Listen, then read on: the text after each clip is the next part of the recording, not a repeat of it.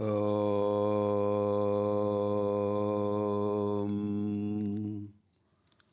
శ్రీ గురుభ్యో నమః. కోటి రామనామజప యజ్ఞ దీక్ష సత్సంగ కార్యక్రమానికి అందరికీ కూడా శుభస్వాగతం. శ్రీమద్ వాల్మీకి రామాయణం అయోధ్యాకాండ ఇవాళ 25వ భాగంలో ప్రవేశిస్తున్నాం. అంటే 49వ సర్గ, 50వ సర్గ అయోధ్యాకాండలో. ముందుగా అష్టాక్షరి మంత్రజపం, అనంతరం వాల్మీకి రామాయణ ప్రవచన పారాయణ మహిమా శ్లోకం, తదనంతరం ఏకశ్లోకి రామాయణం, తతఃపరం భద్రాచల శ్రీ సీతారామ లక్ష్మణ స్తుతి. ఓం రాం శ్రీరామాయ నమః. ఓం రాం శ్రీరామాయ నమః. ఓం రాం శ్రీరామాయ నమః. యః కర్ణాంజలి సంపుటైరహరః సమ్యక్ పిబత్యాదరాత్ వాల్మీకేర్వదనారవిందగళితం రామాయణాఖ్యం మధు. జన్మవ్యాధిజరా విపత్తిమరణైరత్యంతసోపద్రవం సంసారం సవిహాయ గచ్చతి పుమాన్ విష్ణోః పదం శాశ్వతం. ఆదౌ రామతపోవనానుగమనం హత్వా మృగం కాంచనం వైదేహీహరణం జటాయుమరణం సుగ్రీవ సంభాషణం వాలీనిగ్రహణం సముద్రతరణం లంకాపురీ దాహనం పశ్చాద్రావణ కుంభకర్ణహననం ఏతద్ధి రామాయణం. వామాంకస్థితజానకీ పరిలసత్కోదండదండం కరే చక్రం చోర్ధ్వకరేణ బాహుయుగళే శంఖం శరం దక్షిణే బిభ్రాణం జలజాతపత్రనయనం భద్రాద్రిమూర్ధ్నిస్థితం కేయూరాదివిభూషితం రఘుపతిం సౌమిత్రియుక్తం భజే. శ్రీమద్ వాల్మీకి రామాయణం అయోధ్యాకాండ 49వ సర్గ. ఇందులో 18 శ్లోకాలున్నాయి. సీతారాములను వనవాసానికి పంపినందుకు జానపదులందరూ, అంటే ఆ చుట్టుపక్కల ఉన్న పల్లెటూళ్ళ ప్రజలు కైకేయిని దశరథుడిని కూడా తప్పుపడుతున్నారు. తన సీతారామ లక్ష్మణుడు గోమతీ నదిని దాటి స్యందికా నది తీరానికి చేరారు. అవి ఈ సర్గలో ఉన్న సన్నివేశాలు. రామోపి రాత్రి శేషేణ తేనైవ మహదంతరం జగామ పురుషవ్యాఘ్రః పితురాజ్ఞామనుస్మరన్. శ్రీరాముడు బ్రాహ్మీముహూర్త సమయంలోనే తమసాదుని దాటి తండ్రి రాజ్యాన్ని గుర్తు చేసుకుంటూ భార్యతోనూ లక్ష్మణుడితోనూ కూడా వనవాసం ప్రారంభించాడు. అడవుల వైపుగా బయలుదేరుతున్నాడు. చాలా దూరం ప్రయాణం చేశాడు.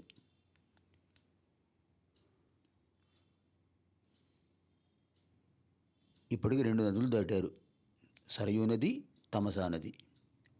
తమసా నదీ తీరంలోనే వాల్మీకి మహర్షి ఆశ్రమం.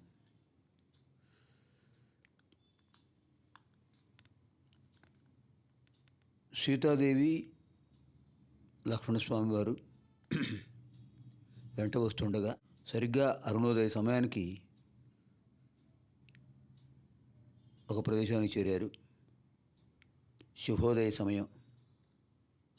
అక్కడ స్నాన సంధ్యావందనాదులు పూర్తి చేసుకున్నారు. గాయత్రి జపం, సూర్యభగవానుడి అర్ఘ్యప్రదానాలు ఇవన్నీ కూడా పూర్తి చేసుకుని కోసల దేశానికి దక్షిణ భాగంలో ఉన్నటువంటి వివిధ జనపదాలను దాటుతూ ముందుకు కొడుతున్నారు. జనపదం అంటే పల్లెటూరు.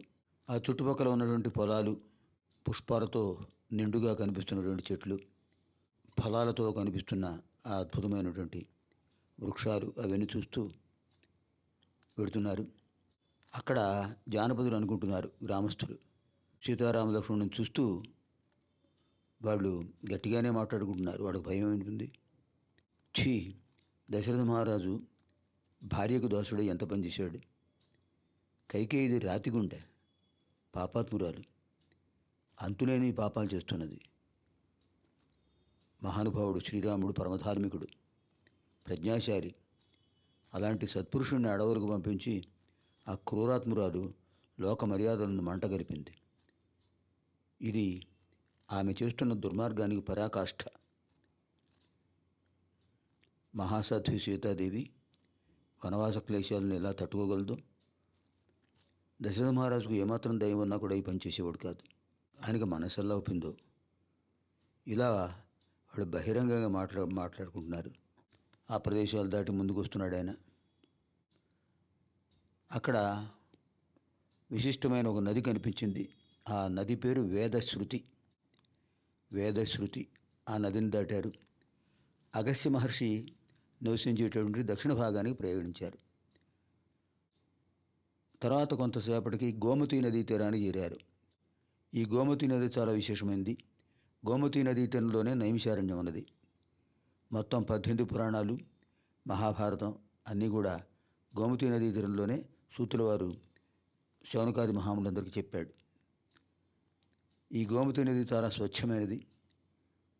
ఎక్కడ చూసినా గోశాలలే, గోవుల పాదధూళితో పవిత్రమైన ప్రాంతాలవి. కొంత దూరంలో గోమతీ నది సాగర సంగమం జరుగుతోంది. ఆ గోమతీ నదిని దాటారు. తర్వాత స్యందికా నదీ తీరానికి చేరారు. ధనధాన్య సంపదలతో తొలతూగుతున్నటువంటి అనేక జనపదాలు అద్భుతంగా కనిపిస్తున్నాయి. సస్యశ్యామలత్వమైన ప్రదేశాలు. ఒకప్పుడు వైవస్వత మనువు ఇక్ష్వాకు మహారాజుకు ఈ ప్రదేశాన్ని ఇచ్చి జాగ్రత్తగా పరిపాలించు అని చెప్పాట. అలాంటి విశేషమైన ప్రదేశం అంతా అది.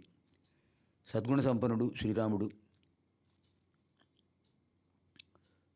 సారథిని ఉద్దేశించి చెప్పాడు, సుమంత్ర, నాకు మళ్ళీ తల్లిదండ్రుల దర్శన భాగం ఎప్పుడు కలుగుతుందో కదా.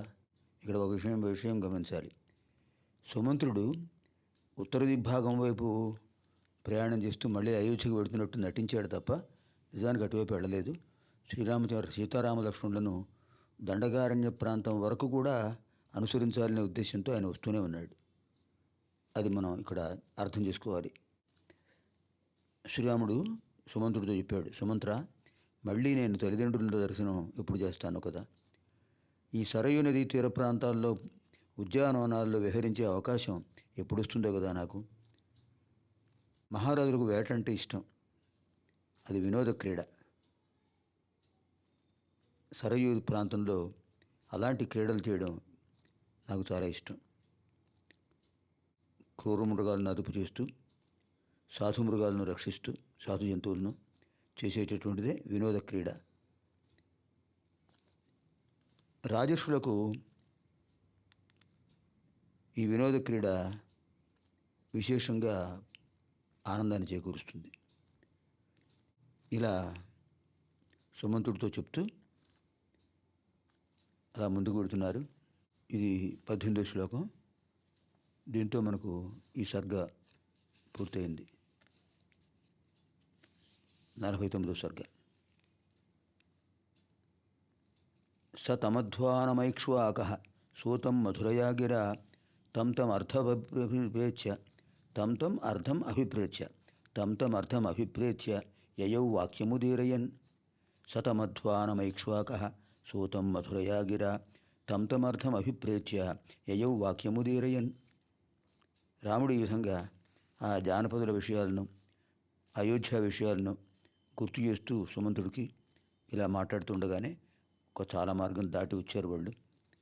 ఇత్యార్షే శ్రీమద్ రామాయణాదికావ్యే అయోధ్యాకాండే ఏకోనపంచాశత్ సర్గ.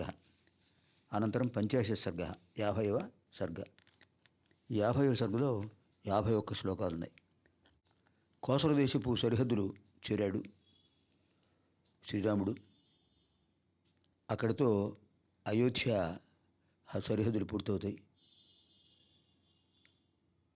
ఆసీమాంతం అనువ్రజేత్. ఎవరు వచ్చినా కూడా ఆ సరిహద్దు వరకు వస్తారు సాగనంపడానికి. అలాంటిది ఆ ప్రదేశం. ఆయన ఒకసారి వెనక్కి తిరిగి ప్రదక్షిణ నమస్కారాలు చేశాడు అయోధ్య నగరానికి. తను పుట్టింది అక్కడ, పెరిగింది అక్కడ. జననీ జన్మభూమిశ్చ స్వర్గాదపి గిరీయసి, మనకు యుద్ధకాండలో వస్తుంది అద్భుతమైన సుభాషితం. శ్రీరాముడు చెప్పినటువంటిదే లక్ష్మణుడికి చెప్తాడు. అయోధ్యకు నమస్కారం చేశాడు శ్రీరాముడు. అనంతరం గంగా తీరంలో ఉన్నటువంటి శృంగిబేరపురానికి చేరారు. అక్కడ గుహుడు సీతారామలక్ష్మణులకు ఆతిథ్యం ఇచ్చాడు, సేవలు చేశాడు. సీతారామలక్ష్మణుడు అక్కడ గార చెట్టును ఆశ్రయించి ఆ రాత్రి అక్కడ గడిపారు. ఈ సన్నివేశాలు మనకు 50వ సర్గలో కనిపిస్తాయి. విశాలాన్ కోసలాన్ రమ్యాన్ యాత్వా లక్ష్మణపూర్వజ అయోధ్యాభిముఖో ధీమాన్ ప్రాంజలిర్వాక్యమబ్రవీత్. శ్రీరామచంద్రుడు కోసల దేశపు సరిహద్దులు దాటాడు. అయోధ్య వైపు తిరిగి నమస్కారం చేశాడు. కాకుస్థ వంశజేత అంటే కాకుస్థ వంశ రాజులు, ఆ వంశంలో ఉన్నటువంటి జన్మించినటువంటి రాజులందరి చేత పరిపాలించబడుతుంటూ ఓ అయోధ్య నగరమా, ఓ మహానగరమా, ప్రజలందరినీ రక్షిస్తూ ఉన్నటువంటి దేవతలను, నిన్ను నా వనప్రయాణం కోసం అనుజ్ఞను ఇవ్వవలసిందిగా వినమ్రంగా కోరుతున్నాను. అది మహాపురుషుడి లక్షణం.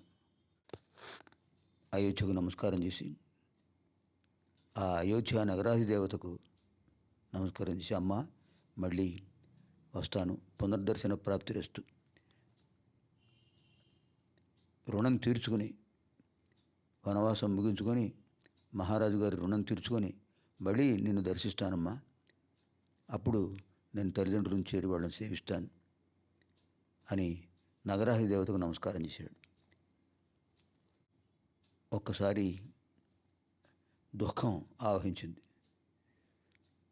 అక్కడ పల్లెటూరు వాళ్ళు ఉన్నారు. వాళ్ళని ఉద్దేశించి అన్నాడు శ్రీరాముడు, మీరు చాలా కష్టపడి ఇక్కడి దాకా వచ్చారు నన్ను చూడడానికి. మీ ఆదరాభిమానాలకు ధన్యవాదాలు. మా వల్ల మీరు చాలా కష్టాలు పొందారు. మళ్ళీ మీరు మీ ప్రాంతానికి వెళ్ళిపోండి. ఆ జానపదులు ఒక్కొక్కళ్ళు వచ్చి శ్రీరామచంద్ర ప్రభువుకు ప్రదక్షిణపూర్వకంగా నమస్కారం చేశారు. అనంతరం ఒక్కొక్కళ్ళు రాముని చూస్తూ వెక్కి ఏడుస్తున్నారు. ఎక్కడి వారు అక్కడ నిలిచిపోయారు. ఎంతగా శ్రీరాముని దర్శించినా తనివి దొరక ఇంకా వాళ్ళు స్వామిని చూస్తూనే ఉన్నారు. అప్పటికి సాయం సంధ్యా సమయం అయింది. చీకట్లు అలుముకుంటున్నాయి. శ్రీరాముడు ప్రయాణం చేస్తున్న కోసల దేశం సరిహద్దు ప్రాంతం. అది ధనధాన్య సంపదలతో వెల్లివిరుస్తున్న ప్రదేశం. సస్య సంపద అద్భుతంగా కనిపిస్తుంది. ప్రజలందరూ దాన ధర్మాలు చేస్తూ ఉంటుంటారు అక్కడ. ఆ ప్రదేశాలు పరిశుభ్రంగా పవిత్రంగా ఉంటాయి. నిర్భయంగా జీవిస్తుంటారు అందరూ కూడా. అనేక దేవాలయాలు ఉన్నాయి. యజ్ఞయాగాలు జరుగుతుంటాయి అన్ని చోట్ల. ఉద్యానవనాలు, మామిడి తోటలు, పుష్ప వృక్షాలతో కూడిన ఉద్యానవనాలు. అక్కడ అందరూ కూడా దృఢకాయులు, సంతృప్తితో జీవిస్తుంటారు అందరూ.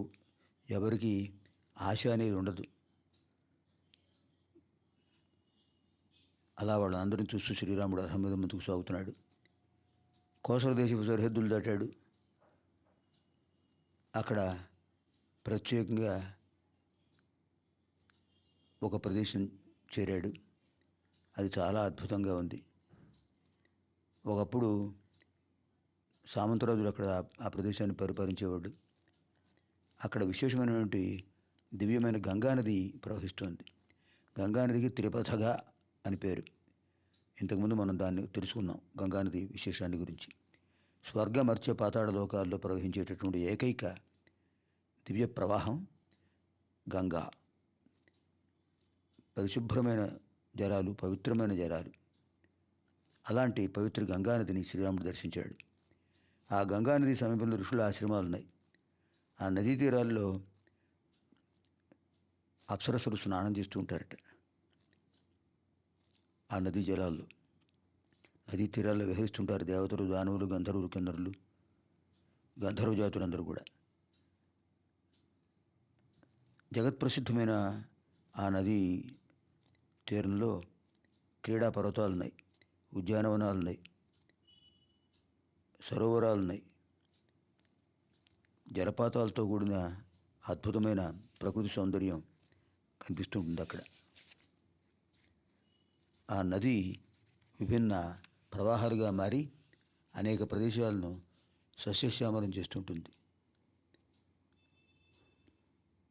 రాముడు అనుకున్నాడు, ఇంతకుముందు నేను ఈ ప్రదేశాలన్నీ చూశాను, కానీ ఇప్పుడు అంతా కొత్తగా కనిపిస్తుంది. అంత అద్భుతంగా ఉన్నటువంటి ఆ ప్రదేశాలను చూస్తూ శ్రీరాముడు సీతాదేవితోనూ లక్ష్మణుడితోనూ చెప్తున్నాడు, చూశారా ఎంత బాగున్నాయో ప్రదేశాలు, సస్యశ్యామలత్వం, ప్రకృతి సౌందర్యం అద్భుతంగా ఉంది. చక్రవాకాల కోతలు, పక్షుల కలరవాలు, హంసల ధ్వనులు ఎంత బాగుంది.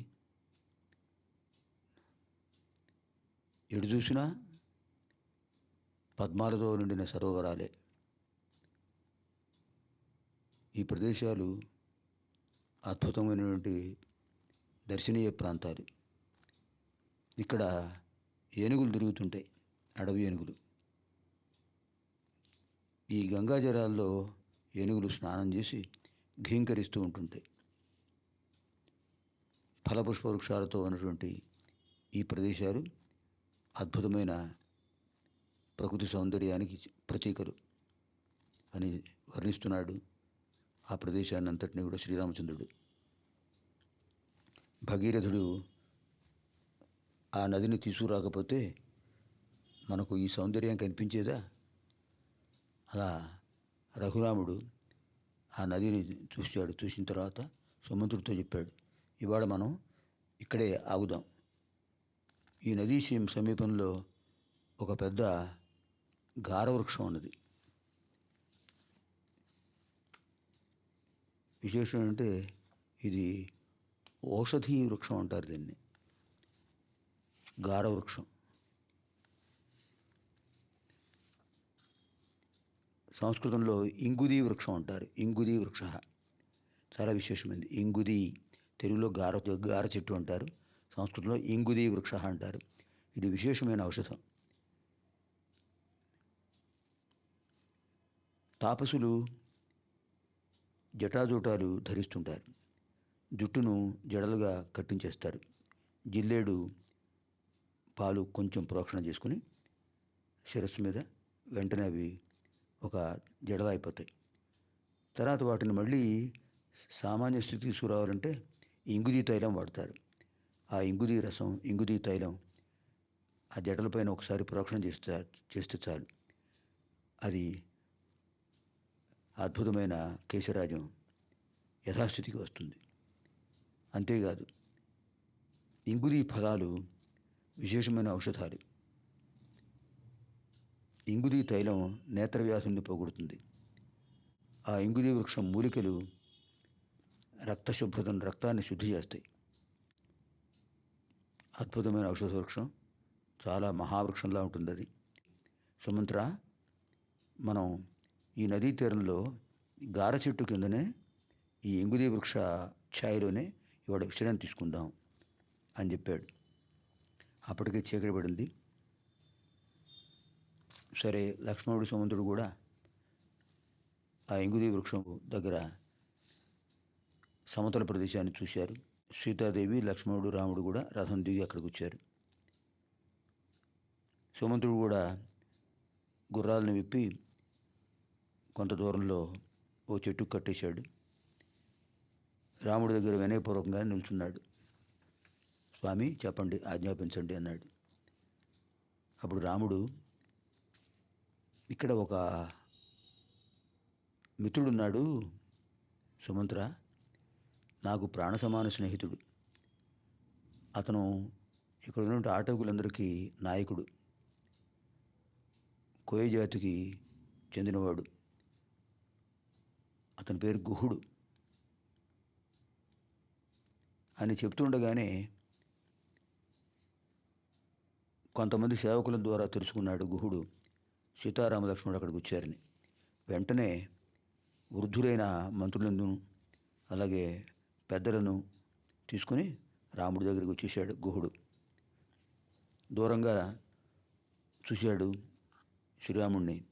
చాలా సంతోషంతో దగ్గరికి వస్తున్నాడు. శ్రీరాముడు కూడా అతన్ని చూశాడు చాలా సంతోషంతో. మిత్రమా, ఎన్నాళ్ళైందయ్యా నిన్ను చూసి అన్నాడు శ్రీరాముడు. గుహుడు శ్రీరాముడు కౌగిలించుకున్నారు. అది మైత్రి. స్నేహానికి హద్దులుండవు. గురుకులాశ్రమంలో చదువుకున్నప్పుడు మిత్రుడు గుహుడు. మహర్షులు ఆశ్రమాల్లో అందరినీ విద్యార్థులుగా చేర్చుకునేవాడు. ఆసక్తి ఉన్నవాడు అందరినీ కూడా. వాడు సేవకుడు కొడుకోవచ్చు, మంత్రి కొడుకోవచ్చు, రాజు కొడుకోవచ్చు, సామాన్యుడు అవ్వచ్చు. అక్కడ అందరూ ఒకటే. అలా ఈ నిషాద రాజపుత్రుడు గుహుడు అయోధ్య రాజపుత్రుడైనటువంటి శ్రీరాముడితో పాటు కలిసి చదువుకున్నాడు అక్కడ. అప్పటి నుంచి వాడి స్నేహం అలాగే కొనసాగుతూ ఉంది. రాజపుత్రుని కదా అని ఈయన అహంకరించలేదు. నేను ఒక సామాన్యుడైన ఆటవికుడిని అని అతను ఆ భావంతోనూ లేడు. ఎందుకంటే స్నేహబంధం అటువంటిది. స్నేహానికి వివక్ష ఉండదు. పేదవాడు, ధనవంతుడు, రాజు, రైతు ఇలాంటి భేదాలు ఉండవు. అందరూ ఒకటే. అందులో శ్రీరాముడు అందరినీ సమానంగా చూసేవాడు కదా మహానుభావుడు. మిత్రమా, ఎన్నాళ్ళైందయ్యా చూసి నిన్ను అన్నాడు గుహుడితో. గుహుడు కూడా ఒక్క క్షణం శ్రీరాముడు వేషధారణ చూసి బాధపడ్డాడు. స్వామి, మీరు స్నేహధర్మంతో నన్ను మీతో సమానంగా గౌరవిస్తున్నారు. నేను మీ సేవకుణ్ణి, ఆజ్ఞాపించండి. మీ వంటి అతిథి మా ప్రాంతాలకు రావడం మాకు ఎంతో సంతోషదాయకం అని వెంటనే కందమూల ఫలాలను తెప్పించాడు. సేవకులు పట్టుకొచ్చారు. చెప్పాడు స్వామి. గుహుడు అన్నాడు, స్వామి, మీకు స్వాగతం. మా రాజ్యం అంతా మీదే. మీరు మాకు ప్రభువులు. మేమందరం మీకు పరిచారకులం. ఇక్కడ మీరు స్వేచ్ఛగా ఉండొచ్చు. మీకు చక్కని హంసతూలిక తల్పాలు ఏర్పాటు చేస్తాను. అలాగే ఇక్కడ గుర్రాలకు పచ్చగడ్డి లభించే ప్రదేశాలు ఉన్నాయి అని చెప్తుంటే శ్రీరాముడు అన్నాడు, మిత్రమా, నువ్వు అంత దూరం నుంచి కాలినడకతో వచ్చావు. సద్భావాన్ని ప్రకటించావు. స్నేహధర్మాన్ని చూపావు. నీ ఆదరాభిమానాలే మాకు సకల సత్కారాలు. మాకు చాలా సంతోషంగా ఉంది. నీవు, నీ బంధువులు అందరూ క్షేమంగా ఉన్నారు కదా? మీ ప్రజలు, మీ మిత్రులు, వన సంపదలు అన్నీ భద్రంగా ఉన్నాయి కదా? ఆదరాభిమానాలతో మాకు అన్ని సౌకర్యాలు చేస్తా అని చెప్తున్నావు. చాలా సంతోషం. కానీ నేను వాటిని స్వీకరించకూడదు. కారణం ఏంటంటే నేను వనవాస దీక్షాబద్ధుడినై ఉన్నాను. వనవాసులు నగరాల్లో ప్రవేశించకూడదు. అడవుల్లోనే నివసించాలి. పైగా తాపస వృత్తితో ఉండాలి. కందమూల ఫలాదులే మాకు ఆహారం. ఇంకా గుర్రాలకు ఇక్కడ అద్భుతమైన సస్యశ్యామల ప్రదేశాలు ఉన్నాయి. హాయిగా అక్కడ గుర్రాలు మేస్తున్నాయి. అంతేగా మాకు ఇక్కడ చాలా సంతోషంగా ఉంది. అశ్వాలకు కావలసినటువంటి గ్రాసం, నీరు ఏర్పాటు చేయండి చాలు అని స్వామివారు అక్కడ సాయం సంధ్యా వందనాదులన్నీ పూర్తి చేసుకున్నారు. లక్ష్మణుడు స్వయంగా ప్రత్యేకంగా కమండలంలో గంగాజలం తీసుకొచ్చాడు. శ్రీరాముడు వాటిని స్వీకరించాడు. తర్వాత లక్ష్మణుడు శ్రీరాముడికి పాదప్రక్షాళన చేశాడు. అక్కడ నేలపైన సమతల ప్రదేశంలో సీతారాములకు తృణశయ్యలను ఏర్పాటు చేశాడు. పచ్చగడ్డితో శయ్యలను ఏర్పాటు చేశాడు. కొంత దూరంలో లక్ష్మణుడు నిలబడి ఉన్నాడు. గుహుడు ధనుర్ధారి అయి ఉన్నాడు. గుహుడు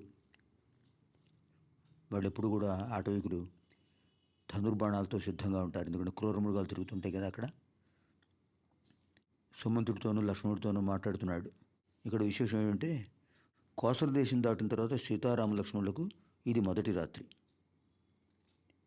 14 సంవత్సరాల వనవాస దీక్ష ముగించుకుని మళ్ళీ అయోధ్యకు చేరే వరకు కూడా లక్ష్మణుడు నిద్రాహారాలు మాని సీతారాములను రక్షిస్తూ వచ్చాడు. అది ఆయన యొక్క సేవా తత్పరత, దీక్షా దక్షత. ఆ దీక్ష ఇక్కడి నుంచే ప్రారంభం. సీతారాములు శయనించారు. లక్ష్మణుడు కోదండపాణి అయి రక్షణ చేస్తున్నాడు. సుమంతుడు కూడా అతనితో పాటు ఆ ప్రదేశంలో తిరుగుతూ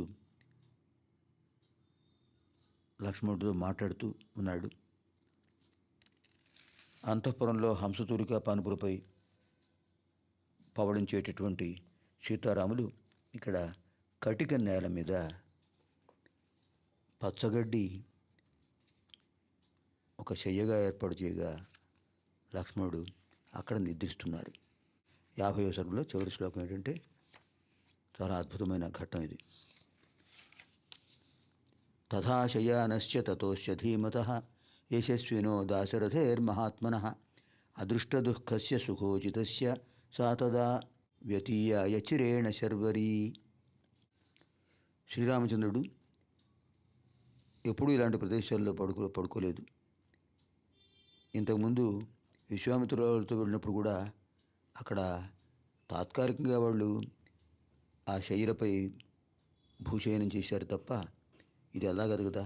14 సంవత్సరాలు వాళ్ళు చేయవలసిన ప్రదేశం, వాళ్ళు దీక్షగా ఉండవలసిన పరిస్థితి. ఎప్పుడూ సుఖాలకి అలవాటు పడిన వాళ్ళు ఇప్పుడు ఈ ప్రదేశాల్లో విశ్రాంతి తీసుకునే పరిస్థితి వచ్చింది. రాముడికి ఆ రాత్రి చాలా ఆలస్యంగా గడిచినట్టు అనిపించింది.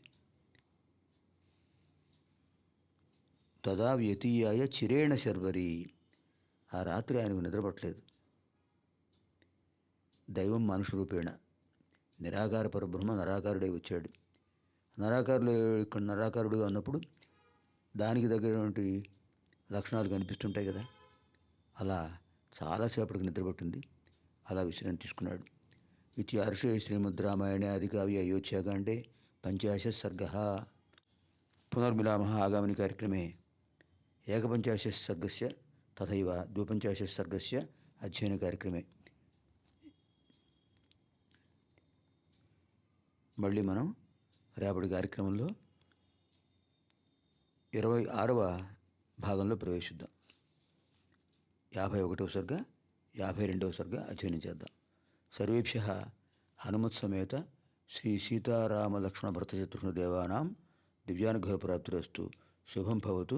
స్వస్తి. श्रीराम जय जय राम.